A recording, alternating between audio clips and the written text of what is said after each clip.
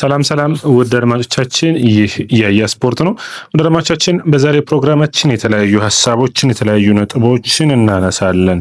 ከነዛ መካከል እንግዲህ የሚሆነው ቸልሲንና ሞርጋን ሮጀርስን እናነሳለን። የ117 ሚሊዮን ፓውንድ ዝውውር በመጨረሻ ዛሬ የጤና ምርመራውን እያደረገ ይገኛል።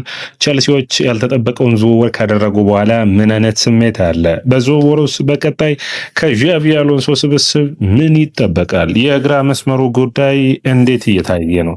እነዚህንና የማል ተከላካዩን የኤንዞ ፈርናንዴዝን ጉዳይ በሚገባ የምናየው ይሆናል። ታዲያ ወደ አድማጮቻችን እናንተ ያያ ስፖርትን ላይክ፣ ሼር፣ ኮሜንት፣ ሰብስክራይብ ስታደርጉ እነዚህ እና የተለያዩ መረጃዎችን ፈጠን እያለ የሚደርሳችሁ ይሆናል። እንግዲህ መረጃዎቻችንን ከሞርጋን ሮጀርስ እንጀምር። ሮጀርስ ዛሬ የጤና ምርመራውን ያደርጋል። እንግዲህ ከተቻለ ዛሬ ካልሆነ ደግሞ ነገ በይፋ የቸልሲ ተጫዋች ይሆናል። 117 ሚሊዮን ፓውንድ በኢግባሊና እንዲሁም ደግሞ የአስቶን ቪላ ባለቤቶች ነው በቀጥታ ድርድሩን ያደረጉት። ይህ ዝውውር ግን ቸልሲ ለሌሎች ተጫዋቾች ዝውውርን በሚያደርግበት ወቅት ከፍ አይልም ወይ ዋጋው የሚል ነው። እንግዲህ ድርድሮቹን አንዱ የሚጠበቅ ነው የሚሆነው። ዴቪድ ኦርንስቲን ቸልሲን በሚመለከት የተለያዩ ሀሳቦችን እያቀረበ ይገኛል።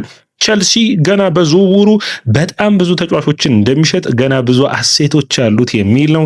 እንግዲህ ከነዛ ውስጥ አንዱ ከሁለትና ሶስት ብለን መጥራት የምንችላቸው የሞርጋን ሮጀርስ መምጣትን ተከትሎ አሊያንደር ጋርናቾ ይለቃል። በአጥቂ መስመር ላይ በኔይታ ሁለት ተጫዋቾችን እጠብቃለሁ። ጃክሰን እና ሊያም ዴላፕ የመልቀቅ ዕድላቸው ሰፊ ነው ተብሎ ይፈለጋል።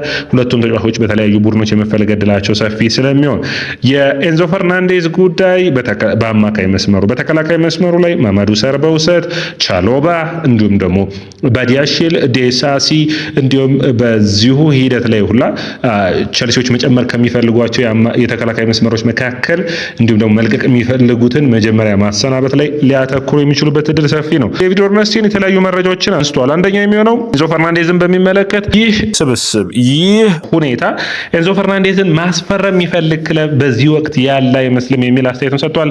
ይህ የሚጠበቅ ነው የሚሆነው ምክንያቱም ኤንዞ ፈርናንዴዝ በዚህ የዝውውር ወቅት 120 ሚሊዮን ፓውንድ መክፈል የሚችሉት ማንቸስተር ሲቲ፣ ሪያል ማድሪድ ናቸው። ነገር ግን ሁለቱም ቡድኖች ፍላጎት ከሌላቸው ቡድኑ ውስጥ የመቆየት እድሉ ሰፊ ነው። ነገር ግን ኮንትራቱን ቸልሲ ማደስ ግድ የሚለው ይመስለኛል ዋጋውን አስጠብቆ ለመቀጠል። ወደ አድማቻችን ሌላኛው መረጃችን የሚሆነው እንግዲህ ኪገልዲየም የሚባል የቸልሲ ዘገባዎችን በመዘገብ የሚታወቀው ወደ አድማቻችን በርናንዶ ኩዌቫን ይመለከታል። የቸልሲ የቆመ ቡድን የቆመ ኳስ አሰልጣኝ የሆነው ከስብስቡ ሙሉ በሙሉ ይህ አሰልጣኝ ማለት ነው ከቸልሲ የዣቪ አሎንሶ አሰልጣኞች መካከል ተቀንሶ ፒች ጀርባ ከሚሰሩ ወይም ደግሞ ሜዳ ላይ ከማያሰለጥኑ አሰልጣኞች መካከል አንዱ ሆኗል የሚል ነው። እንግዲህ ይሄ ትልቅ ውሳኔ ነው። አሰልጣኝ ስትሆን እንግዲህ እንደዚህ አይነት ውሳኔዎች አንዱ የሚጠበቅ ነው የሚሆነው። እንግዲህ ፋብሪዚዮ ሮማኖም እንደዘገበው ኒኮላስ ጃክሰንን በሚመለከቱ ኡናይ ኤምሬ የቀድሞ የቪያሪያል አሰልጣኝ ናቸው፣ አብረው ሰርተዋል። ኒኮላስ ጃክሰን ብዙ ነገር ነው ያደረጉ አሰልጣኝ ናቸው። ታዲያ ይህ አሰልጣኝ አሁንም ይህንን ተጫዋች መውሰድ ይፈልጋል። እንግዲህ ቪላና ቸልሲ በጣም ጥሩ የሚባል ንግግሮች ያላቸው ናቸው። እንግዲህ ቸልሲ ጥሩ ንግግሮችን የሚያደርጉባቸው ቡድኖች አሉ። አንደኛው ብራይተን ነው፣ ሁለተኛው ቪላ ነው በኔ እይታ፣ ሶስተኛው የሚሆነው ስፖርቲንግ ሊዝበን ነው። ታዲያ ከቪላ ጋር የምታስታውሱት የኤንመሰና የኦማር ኪልመን ዝውውር የሚታወስ ነበር። በዛ ዝውውር መስኮትም ጆናታን ዶሪያንን እና ኮነር ጋላገርን ለመለዋወጥ ነበር። በጊዜው ጋላገር ወደ ቪላ መሄድን አልፈለገም ነበር። አሁንም ቸልሲዎች ተጫዋቹን ከሸጡ በኋላ ሞርጋን ሮጀርስ ካስፈረሙ በኋላ ኒኮላስ ጃክሰንና አሊያንደር ጋርናቾን ለቪላ አቅርበዋል። ይህ አንደኛ የፕሪሚየር ሊግ ክለቦች ከፍተኛ ከፋይ ናቸው። ቸልሲዎች አንዳንዴ ተጫዋቾቻቸውን ለፕሪሚየር ሊግ ክለቦች የሚሸጡት ሌላ ገዢ አታገኝም። በፕሪሚየር ሊጉ ቡድኖች ናቸው ጠንካራ ገዢዎችና ጠንካራ የማስፈረም አቅም ያላቸው። ታዲያ አሊያንደር ጋርናቾን በሚመለከት እንግዲህ ሰርመቬልን ሮማ ምርጫቸው አድርገዋልና ጋርናቾ ወደ ሮማ የመሄድ እድሉ ጠቧል። እንግዲህ አንዱ ወደ ቪላ ሊያቀና ይችላል ወይ በተለይ ለኡናይ ኤምሬ ቡድን የሞርጋን ሮጀርስን ቦታ የመሸፈን እድልን የሚያገኝ ይሆናል ብዬ አስባለሁ። ሌላኛው እንግዲህ ቪላዎች በአጥቂ መስመራቸው ላይ ኦሊ ዋትኪንስን የሚያጡ ከሆነ በኒኮላስ ጃክሰን የመተካት ፍላጎት ይኖራቸዋል የሚል ነው። ቸልሲ እንግዲህ ጋርናቾ በተለይ በግልጽ 50 ሚሊዮን ፓውንዶች እንደሚፈልግ አቅርቧል። በኔ እይታ ግን በጣም አስቸጋሪ የሚሆን ይመስለኛል። 50 ሚሊዮን ፓውንድን በጋርናቾ ቸልሲ ሲያስፈርሙ ከነበረው ብቃት እና ጥራት ወይም ደግሞ በፕሪሚየር ሊግ ያኔ በዩናይትድ የሆነ ያክል ተጫወቱ ጎሎች ነበሩት። አሁን ግን በዋጋውን በዛን ያክል የማግኘት እድል አይችልም። ነገር ግን ቸልሲዎች ማድረግ የሚችሉት በኔ እይታ በውሰት ለቀው በውሰቱ ጥሩ ፐርፎርማንስ ካሳየ የተሻለ የመሸጥ አቅም የሚኖራቸው ይሆናል። ወደ አድማጮቻችን በቀጥታ በሌሎች የዝውውር መረጃዎችን ላድረሳችሁ። አንደኛው እንግዲህ የሚጠበቀው የላኳ ጉዳይ ነው።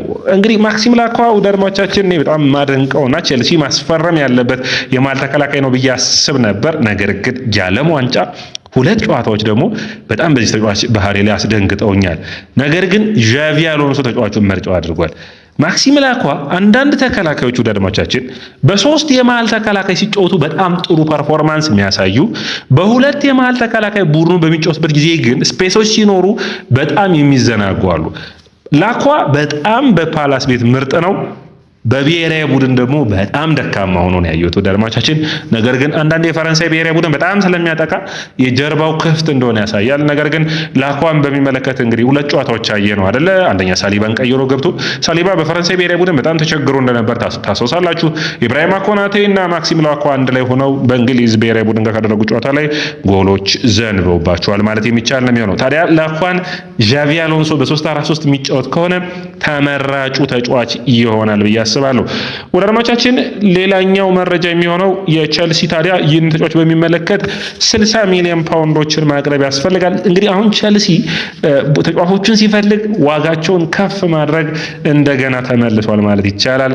ለላኳ ግን ያንን ያክል ገንዘብ ያወጣሉ ወይ? ትልቁ ጥያቄ ነው። ሊቨርፑል እና አርሰናል በተለይ ደግሞ ሊቨርፑልን ፍሩ። እዚህ ዝውውር ላይ ላኳ ላይ ሊቨርፑል እየመጣበት ያለው ፍጥነት ሊቨርፑሎች በዝውውር መስኮታቸው ላይ ተከላካዮቻቸውን አይተው ማጠናከሩ ላይ አንደኛው ማክሲም ላኳን ይዘዋል። ትንሽ የሚያስፈራ ይመስለኛል። አርሰናል ግን ፍላጎቱን ቀንሷል የሚል ነው። ሌላኛው ወደ አድማጮቻችን የቸልሲን የተከላካይ መስመር ስናነሳ ፔፔ ቼቨሪንን ማንሳታችን የማይረሳ ነው። ፔፔ ቼቨሪን ታዲያ ቸልሲ 18 ሚሊዮን ፓውንዶችን ከ15 ሚሊዮን ፓውንድ ከፍ ያለውን ጥያቄ አቅርቦ ውድቅ ሆኗል። ቫልካኖች ማውራት አይፈልጉም ከቸልሲ ጋር። የመጀመሪያው ጥያቄ ይዘውበት የመጣው መንገድና ዝውውሩን ሃንድል ወይም ደግሞ ዝውውሩን ይዘው ያነጋገሩበት መንገድ ደስተኛ አላደረጋቸውም። ይህ እንግዲህ አንዱ የሚጠበቅ ነው የሚሆነው። ንግግሮቹ ይቀጥላሉ ተብሎ ይታሰባል። ነገር ግን ቼቨሪን በሪያል ቫልካኖ ታሪክ ከፍተኛው ዝውውር ነው የሚሆነው። 18 ሚሊዮን ፓውንዱ ራሱ ደርማቻችን ቸልሲ ምን ያክል ይከፍላል? እንግዲህ ትልቁ ጥያቄ ነው። አሁን የሚጠይቁት ዋጋ ትንሽ ከፍ ያለና በኔ እይታ የተጋነነ ነው የሚመስለኝ። ምክንያቱም እየጠየቁ ያሉት 42 ሚሊዮን ፓውንድ ነው። ይህንን ተጫዋች ታዲያ በዚህን ያክል ገንዘብ የማስፈረም ፍላጎት የላቸውም። ታዲያ ቸልሲና ጥሩ ግንኙነት ያለው ቡድን ማን ነው? ሌላኛው ስፖርቲንግ ሊዝበን ነው።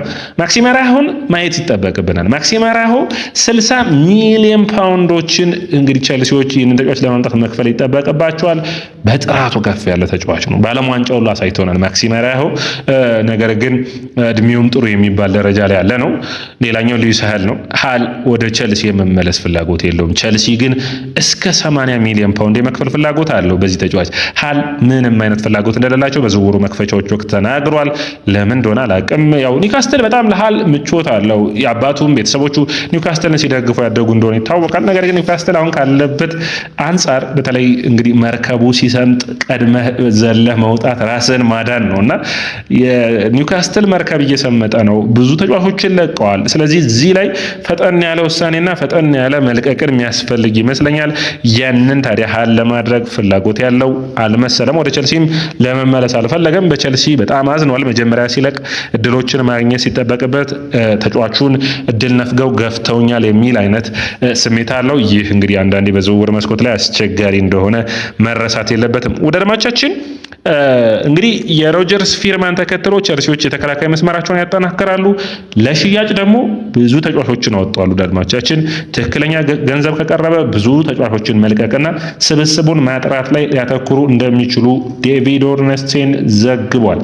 ወደ አድማጮቻችን ይህ የስፖርት ነው። የስፖርትን ላይክ፣ ሼር፣ ኮሜንት፣ ሰብስክራይብ ማድረጋችሁን አትርሱ።